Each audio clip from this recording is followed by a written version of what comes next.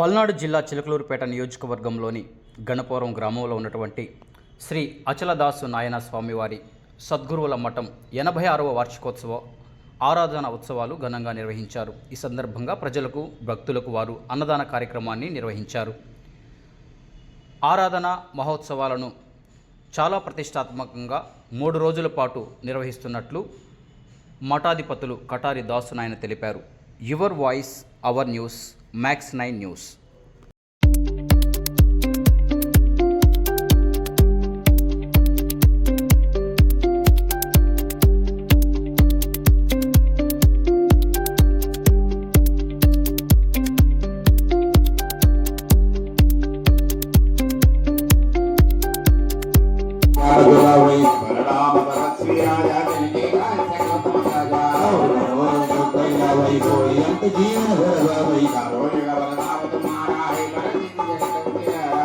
సంకటే కుమరకారి అసురని గంధన నామ